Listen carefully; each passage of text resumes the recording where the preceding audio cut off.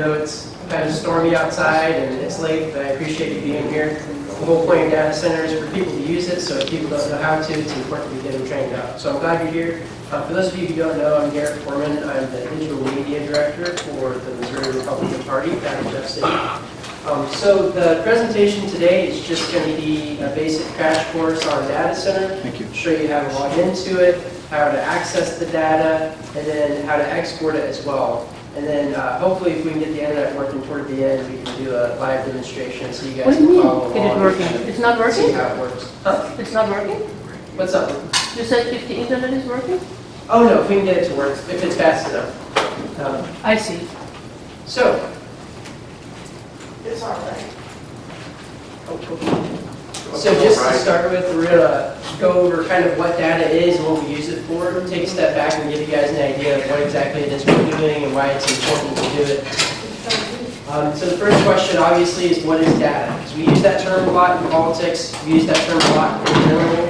When we talk about cell phone data, or we hear the term big data a lot now, and it can be confusing. But when we're talking about the Missouri Republican Party specifically, and kind of particularly, when we say data, what we're referring to is simply information that we know about voters. So that could be anything from a voter's name to how many times they've voted in the past 4 years. All of that falls under the idea of data, including their address, their phone number, their email address. That's just basically information that we know about any given voters. And so you can see I have my data pulled up there. And it just kind of gives you an idea of the most basic level of what data is and what it means to us in terms of data center. You can see it has my name and address and age and all that good stuff on there. And so the second question is, what is data used for? Why do we need this information and what good does it have to us to have it?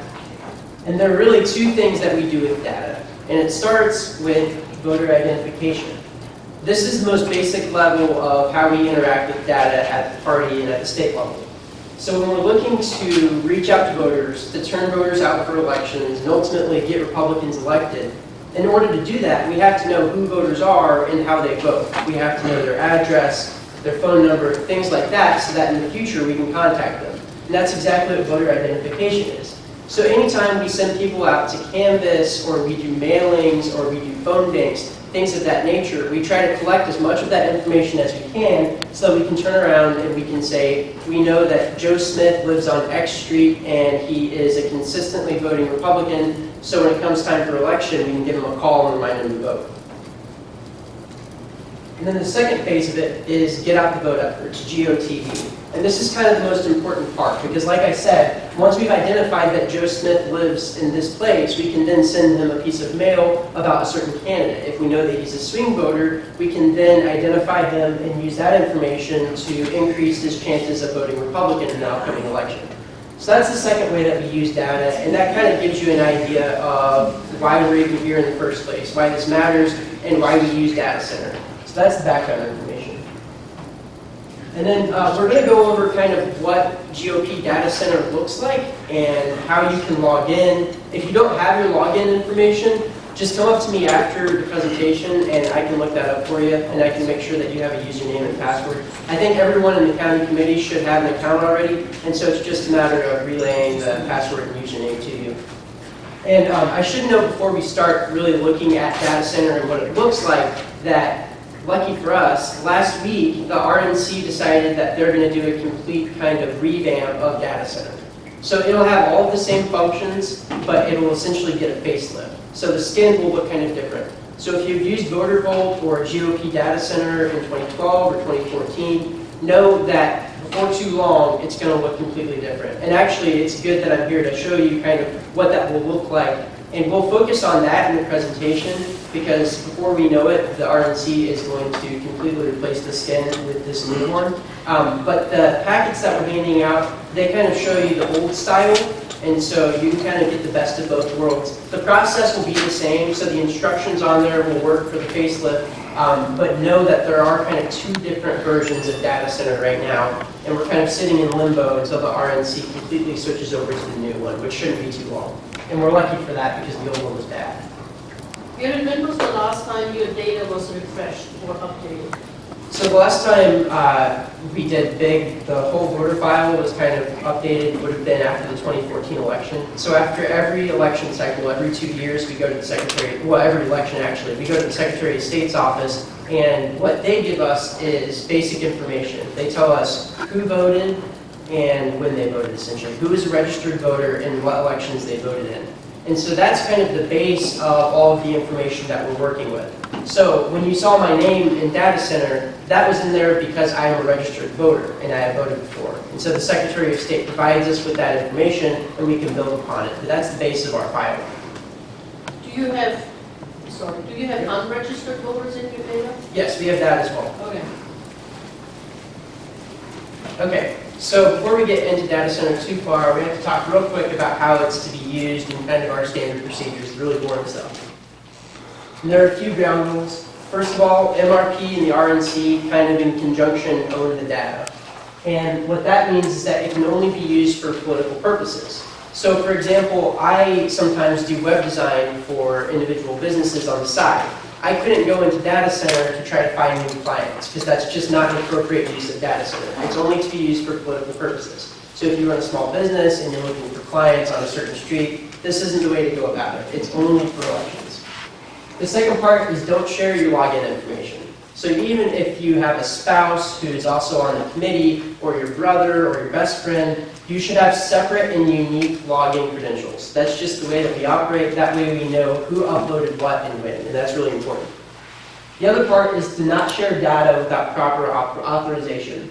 And what this essentially means is if a candidate comes to you because they know you're on the committee and they know you have access to data center, and they say, could you export a certain number of voters in this neighborhood or in this precinct, they should have their own login information for data center. So they shouldn't be coming to you for it. And so essentially, we discourage you from sharing data with anyone that's outside of kind of your committee.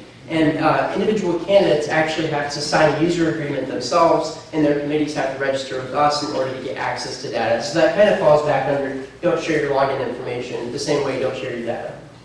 And also, like I noted, the committee is separate from candidate committees, so be sure to check with us if you have a question. And that's the last point. If you're confused about what a rule is or how you should use the data, just ask us. I'll show my contact information at the end of this presentation. I'm pretty good about responding to emails, and my cell phone number's on there, so you can contact us at any time. Quick question. Sure. Candidates, will they be charged? Yes, they are charged. Do you have them yet? Yes, we do have set amounts. Why are they charged? Because the RNC probably told them. And we're not, We want people to run and then we're going to charge them to... Yeah. Well, there's a filing fee associated with running, so there are costs associated that candidates kind of just expect to spend money on. No, but I would think the voter list... And obviously, that's really more for the primary election. When we get into the general election, obviously, if MRP or anyone else or a county committee is working for a candidate, there's going to be some sort of collaboration. So we're not leaving them out there in the dust. Okay, They'll have access. I like that better. Now that you care. So let's see, the amounts for candidates are, for statewide candidates, it's $300. For congressional candidates, it's $300. For state senate, it's $200. State rep is $150. Countywide candidates is $100. Cities are $100, and townships are $100. Did you get one of these? Yes. Were you Yeah, I in Bowman Township in May with Liz Gibbons and Rick Street?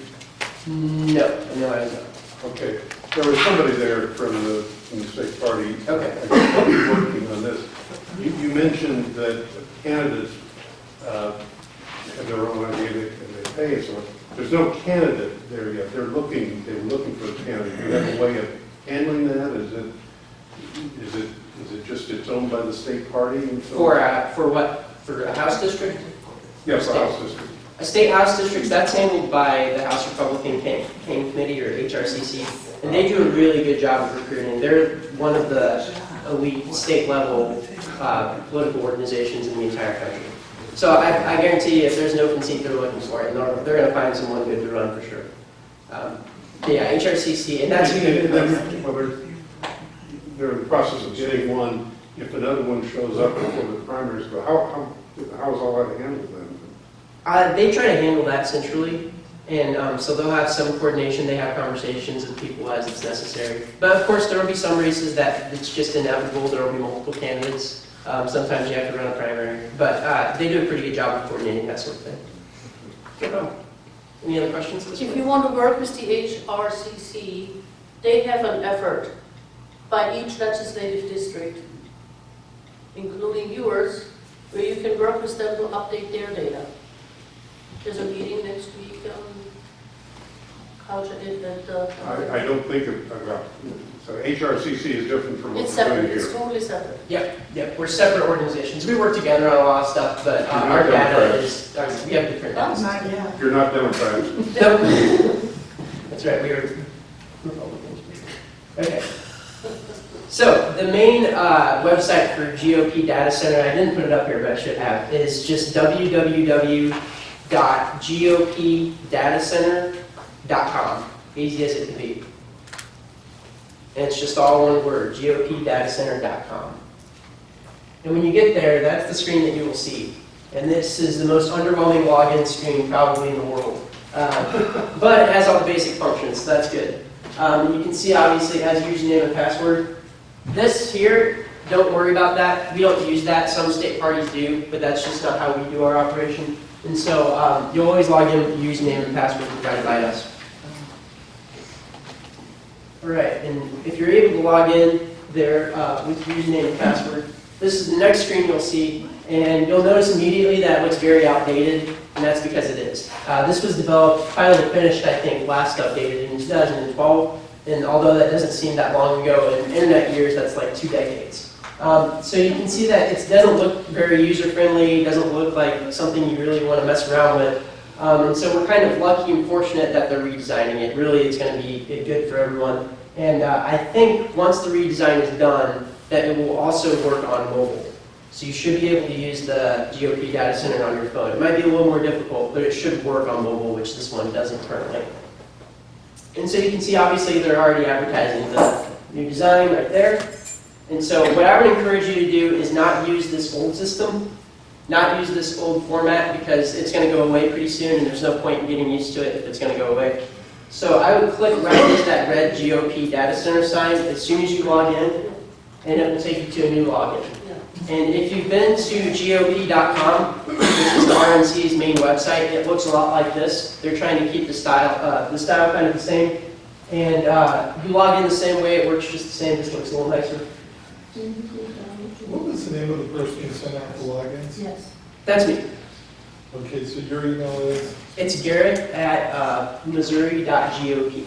It's 2 R's and 2 T's in Garrett. Now, you went fast on that, Oh, we can go back.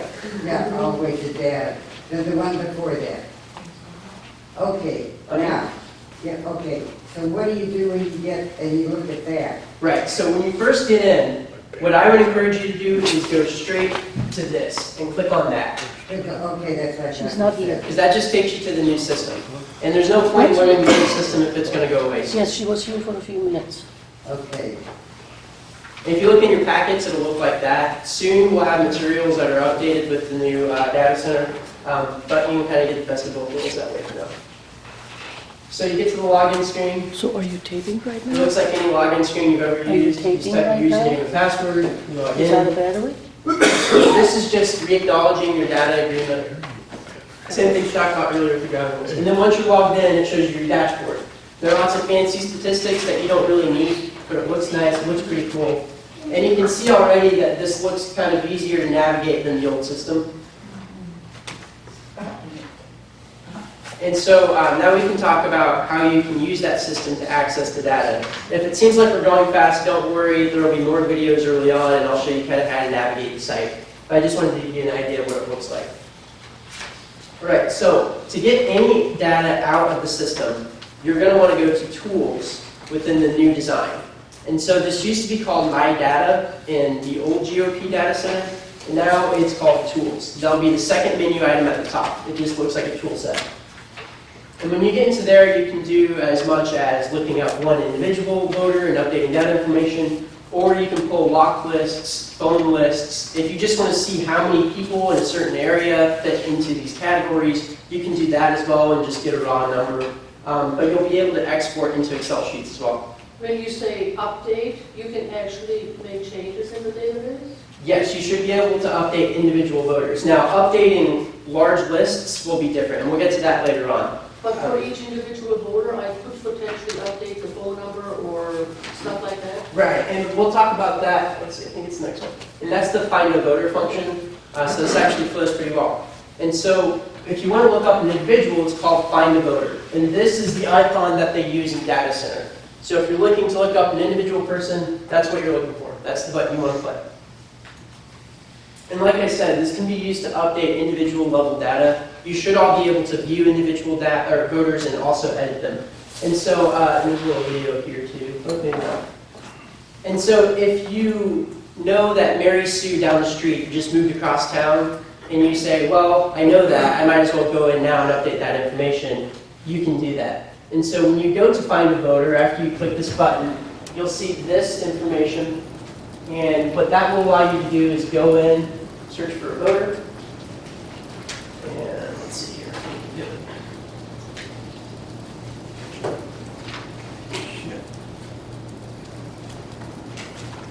Well, I can show you, there it is. So you can search for a voter. I searched for myself after I misspelled my last name about 5 times. And when you go in there, it's just really easy to use fields. Just scroll down and you click a big search button at the bottom.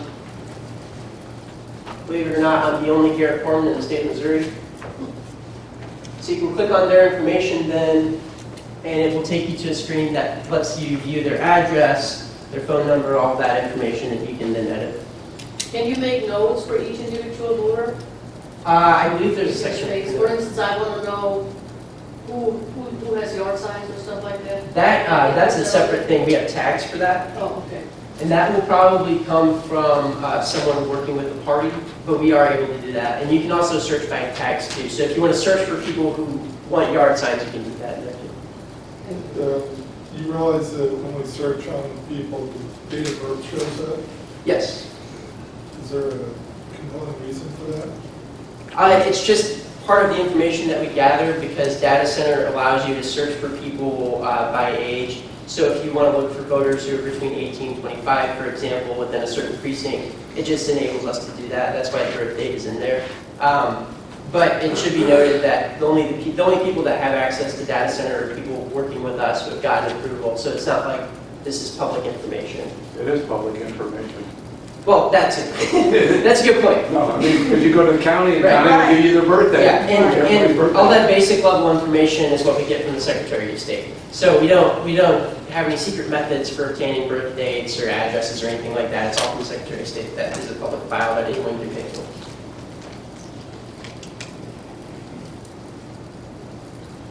Okay, and so the next step is basic counts. That's kind of the next level up. And basic counts are when you see in a campaign headquarters a large list of people to call or a large walk list, that's where they get this, is from basic counts. And this is used to find voters matching a certain set of criteria within a geographical area. How do you get to basic counts?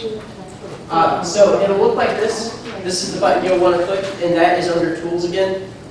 So if you were able to go to the Find a Voter section, you'll go to Tools, just like you did for Find a Voter, and then Basic Counts. And so this is an example kind of the criteria that you could use for a pretty basic count. If you want to find registered voters that live in your precinct, because you want to walk your precinct and introduce yourself and maybe give them some literature, but you just want to do it for known hard Republicans, then you're able to do that with basic counts. And side note, when we talk about party identification for data center, it may look different from some other things that you use.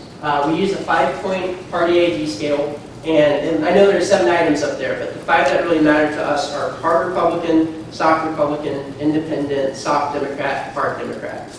Obviously, if they're unidentified or refuse to identify, it's not much use to us. And so that 5-point scale is what we use to really determine who's going to get what information most of the time. There are other methods, but that's the most basic way.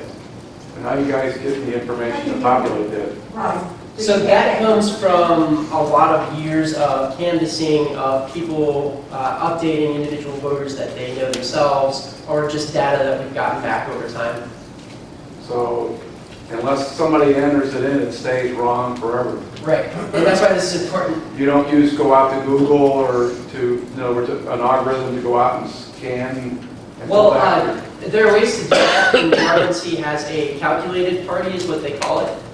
That's something that we use more for mailings and things of that nature, so that's definitely something that is available to us. The thing about that is that that is uneditable. So if I'm in there as a Democrat, I can go in and change myself to be a hard Republican. But my RNC, the computer calculated party, that will always stay the same. I can't go in and edit it. That one I can't change. There's just one people that can change those numbers. If Well- we know somebody's a hard Democrat or a hard, how they can we do. Right, and that's where you use the find a voter feature, the individual lookup. We used to have numbers that we could put in. Numbers? Oh, you mean like the 1, 2, 3, 4, that system, the If they were 7 hard, system? we had to want you to add us. It's the same way, but you can just do it by selecting hard Republican, soft Republican. Is that number still the same? Yes, it should be. Yeah. So if you see the number on a spreadsheet somewhere, and it might be under like party ID, the number will be the same as it used to be. So when you get to basic counts, there you'll immediately see a number of horizontal menus. And these are just criteria that you can choose from to create an export. And so you can see that there are some things in here that look a little useful and some things in here that aren't going to be useful. And so we'll go through them one by one, the most important parts, and kind of break them down. I'll go through these pretty quick, so if you have a question, just let me know. Geography is just the basic stuff if you're looking for someone in your precinct or just someone in St. Louis County, if you have countywide access, or someone in your specific city or your zip code, you'll be able to do that here. And this is where you set just the geographic perimeter. Then the voter info criteria, that is the second horizontal menu. And you'll see this is what we talked about earlier, the party ID. And we also have registration status. Generally, for most things, you're going to click on register. There aren't many things that you look for unregistered voters for unless you're doing like a voter registration drive or something like that. Make sure to always click no on deceased for obvious reasons. And then, like we said, the age ranges are here and you can use those as well. We do have an option for email addresses. There aren't many email addresses in Data Center. That's kind of housed in a different place. So it's not really useful for that purpose, but phone numbers and addresses obviously are. So when you're putting together a list, you can specify multiple criteria, like Right. different filters. Right. basically. So if you wanted A list that's- registered independents between the ages of 18 and 25 with phone numbers known, you'll be able to look that up. Or if you wanted 26 to 55. Right. And you can use multiple of these menus as well. So like we saw geography, so you can use geography and then this. So you can use multiple from each. Right. So if you clicked on emails, yes, it would only return people that have Exactly. emails. Right. Right, I get it. But if you didn't click one way or the other on it, and you have your list, It just if would it has an email, it would give it. Exactly. And if not, it'll have blank space. Right, okay. Does it take the age by birthday, or if you give it an age category, does that not change? Like somebody goes from 25 to 34, becomes 35, into They'll automatically just fall within a new category. it'll automatically take care of it because it knows the birthday. Right, yeah. I had a question back here. How do you work this for a complete township list? Will that be a future slide or? For a complete township list, Yeah. so. You're saying when it's hard Republicans. Some of them have multiple zip codes. Right. So the easiest way to do that, and the way that actually everyone on this committee's system is set up, you'll go into select a county under precincts, and then the only ones that, unless there's some special permission, for individual county members in St. Louis County, you should just have your precincts for your township. And So we gotta type in all the precincts? Nope, you don't have to type them in, you just click them. And so when you click this button, all of the precincts in your township, and just your township, should come up. And so that makes it pretty easy. And you just select all of them, and then, Right, you got counties, St. Louis County, XYZ Township. Will that list of precincts like that way? so, Say I want it Merrimack, will all the Merrimack's precincts show Oh, up? that's why I said XYZ. Yeah. yes, and we have a way to do that. And actually, so The old system, and I don't know if many of you used Data Center in 2012, but if you did, there may have been some information that was wrong. Because when I started going into the data stuff, and I started kind of organizing our database, we looked at the townships for St. Louis County, and we had ones that had just weird precincts from the Branson area, and no one even knows how those got there. And so we called the RNC and we said, hey, where did these come from? What are these? And they said, oh, those have been in there forever. They were uploaded by someone there. So someone a long time ago created these wrong townships. Luckily, I don't think we used them any, but we do have new custom kind of geographical categories by township, and so you should be able to just get that data too. Or, but again, the easiest way is going to be just to select all the precincts, but there's a way to do that. We'll be able to do that. So when I click on this, St. Louis County comes up. And then over on the right side, you just have to know your precincts, correct? Well, the only precincts that you'll see are the ones that are in your township. That's automatic. You just, that you have St. Louis County, up comes your stuff. Your stuff specifically. What you did is you specifically made it so we can only see, I can only see my township. Right. You can only see his township. Right, exactly. Unless you have countywide access for some reason, which you should know. So there's just one page of my precincts here. Yep. And I would click all of them. Yep. Oh, So that was that's that. cool. I like that. So my township has 4 districts. Mhm. Okay, can I see everything in all 4 districts or just within my township? Just within your jurisdiction. So if you were working, say that you started campaigning on a House district campaign, on a House rep campaign, and they wanted you to have access. They just have to contact us, and then we can update your permissions so that you can see the entire district. Does that make sense? So you should just have your precincts for your township, and that's something that's kind of new that hopefully should work well. If you ever see any precincts within your township that you don't think are part of your township, please let us know. That way we can fix it ASAP. But there shouldn't be anything like that. So even if I bleed over into another township, it still won't show up here. It won't let you go to another If a township. precinct shares, if a township shares a precinct, will it still show up? Yes. Yeah. And then the next They don't category is Share polling places. Share polling places, but not precincts. I'm sorry, that's what I meant. yeah, that's what I figured. Yeah, but you'll have all your precincts. And the next category is voter frequency, and this may be something that you saw referred to in VoterVote or some other system as voter score or VS. It's the same thing. So this just allows you to select. What this represents is if you look at overall voter frequency. If it says voted 4 out of 4, that means that of the past 4 elections of any kind, they voted 4 times. So those are probably going to be the people that obviously you're going to vote. Is that just presidential cycles or all elections? That's just elections. Yeah, well, Elections recognized by the state of Missouri, because that goes back to the data that we get from the Secretary of State. so that's legislative districts, Right. Yeah. senate districts, Yep. congressional districts. And primary. Yes, in primary state. That's an important part. And so you can see that actually there. You can break it down by primary and general too. If you just want the information for people who voted 4 out of the last 4, say general elections, you can specify that as well. And absentee ballots too. Works the same way. Yes. Yeah, I'm assuming a large Republican is somebody that's voted at every, So that categorization is more about their policy stances or their kind of, if we would consider them a moderate or more of a traditional Republican. how do you, okay, I'm in there as a soft Republican. We can change that. And some of that information. We've been working, I mean, it doesn't have to take an effect here. Hey, that's okay. I'm young. I've only had a few election cycles, so it registered me as a swing voter. So I went in and changed that myself, and you can change yours as well. Okay, I just assumed that a Republican is somebody that's voted in almost every, That may be how it tends to be, but this is really where it will show you how many elections they voted in. So they're kind of 2 separate categories, but yeah, they most likely have a lot of overplay. That's a one Republican. Yeah, they're probably.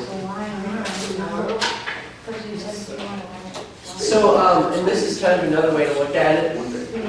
If you want a specific election, say you want to find voters who voted in the 2014 primary because you're looking for part of Republicans who voted in an off-election cycle. You could select that specifically here. I know these numbers and letters are confusing, but it just means vote history, 2008 general election, vote history, 2010 primary election, and so on and so on. So you can select by individual, and I should note that when it says Republican ballot, Democrat ballot, that in the state of Missouri you don't have to register as a Republican or Democrat, as you all know, obviously. And so we really, a lot of states, in some places you may see categories that are specifically for registered Republicans, registered Democrats. Well, in Missouri we don't have registered Republicans or registered Democrats. We just have identified Republicans and Democrats. So that's important to note too. There may be some things in here that don't apply to us. Like I know in, did anyone in here use Data Beacon in 2014 that they know of? Okay. It sucked. Yeah. I tried. Yeah. That was the most common response. Couldn't even generate a walk list. Yeah, it was pretty difficult. And they kind of flipped the switch on everything that's been traditionally the RNC data system. It looked completely different from anything else we've ever used. And that is gone. Data Beacon is no more. They mixed it for 2016. So data center it is. And but there is, for example, to give you an idea of how some, the fact that it's a nationwide database might vary what things look like. There was, instead of counties, Data Beacon said jurisdictions. And everyone got really confused about that because jurisdictions means nothing to the Missourian. Because we call our counties counties, as you should. But Louisiana, who had a big primary at the time, they call their counties jurisdictions. And so Louisiana calls their counties jurisdictions. Oh, jurisdiction. Right. And so the RNC had to change it to jurisdictions just to satisfy everyone. So there may be some things that you see in here that don't look exactly right, and there's probably a reason. If you have a question about it, just ask us. One question about yard signs. Does it just say, oh, they had a yard sign? Or you go into the granularity so we can find out what kind of yard sign? Second Amendment, pro-choice, pro-life? Right. We're not there. What we are doing is just saying they have had a yard sign in the past. This is someone you could probably contact and get them to put a yard sign in the yard for a Republican. And the same goes for volunteer as well. So this isn't a surefire way of knowing, but it's a good starting point. Better than nothing. Yep. But didn't I see a notes section on earlier by the voter? Way back. There was a field for notes. And I guess you could put stuff in there. Right, exactly. Right? Yeah, yeah. So if you did a And under voter, there's a little box that says notes. You can put more granular data in there if you want. yeah, so if you had a bad conversation with someone on the phone and they said, never call me back again, the notes section would be a good place to put that. That way if someone pulls up their data and they see, oh, this probably isn't the right person to call, maybe we should send an email, please, they can see that. What's the POI then? Don't worry about that. I don't even know. So and there is more underneath here actually too for tags. There are a lot of old tags. There are a lot of tags that just don't apply anymore. These are really the ones that I would say are relevant. It may be event attendee. That just means they've attended a Missouri Republican event. For you all, the rest of it I wouldn't worry about. It's just old micro-targeting data that really And we're then not you can keep using track of anymore. whoever goes to Lincoln Day dinner. Yeah, you could. And we always do that when we have our attendees for local days have been registered. We always make sure that's updated in the database too. All right, so next is, so the next horizontal menu that you'll really care about is household criteria. And this one you won't really use very often. I've never used it. But if you wanted to find just, a single member household, or you wanted to find the head of a household and you just wanted to contact them for some reason, you're able to do that too. Or if you wanted to set, if say you had something about large families and you wanted to set it for only households that have at least 5 people, you could set that at this bar as well. If we put notes in, they're visible to all of you guys? Right. In Jefferson City? Right. So we Yeah. might keep that in mind. Yeah, and anything you update in here, whether it's your address or yeah. Although, Keep it clean, you know, keep it clean, right? I mean, just maybe anonymous depending on the level of your Or choice. But But anything. you're the only one, I mean, like, other townships won't see it. Well, if they have access to it, they won't. Oh, So maybe not inside. Or your state rep, or your state Yeah, they- senator will have access to Yeah, it. so maybe choose the words carefully. Swallow the giggle bug again. So the next horizontal menu that really would be important to you all is the other criteria section. And so telephone reliability code just tells you how likely the phone number in there is to be correct and updated. So obviously 9 is the highest, 0 is we have no idea. Generally, people like to not do anything below 7. Obviously, you can do things below 7, but 7 is kind of a good threshold for, yeah, we know this phone number is going to work. You're not going to waste your time. You're not going to waste your volunteers' time. You can also do by ethnicity if you have something that's really specific to outreach or something like that. 30,000.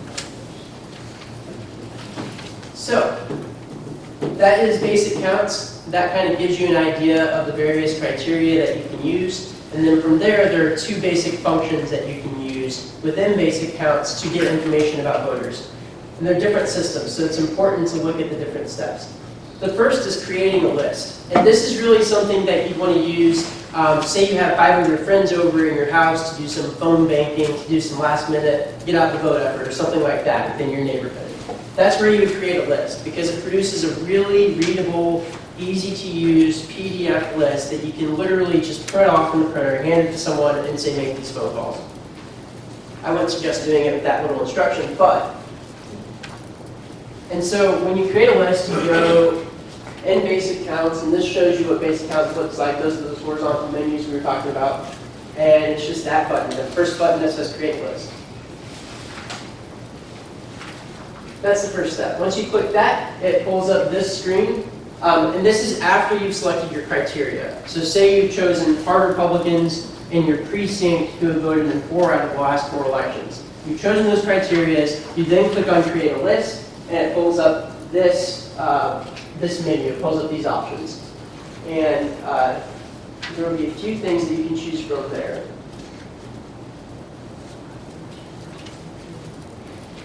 And I'll show you kind of the process as it goes through it.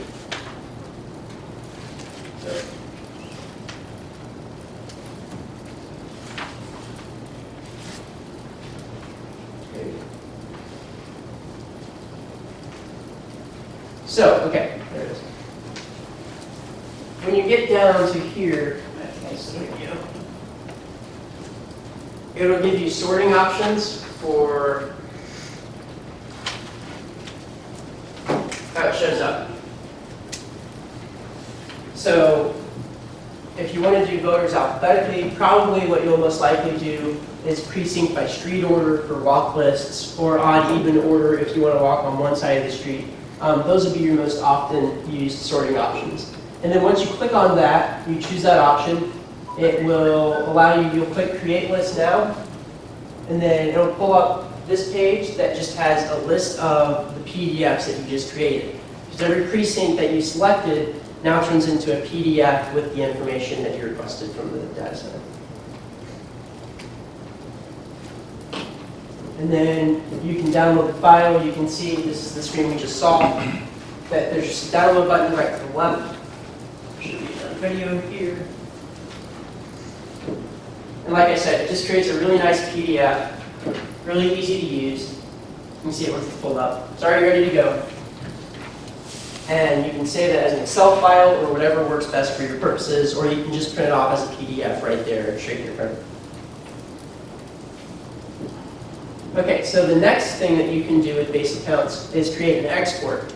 And this is really what you're going to use to do the big lists. This is important for that purpose. And you'll click the export count button at the same place that you just clicked the create list button. And when you do this, the first option it will give you, and again, this is after you've chosen your criteria, you've already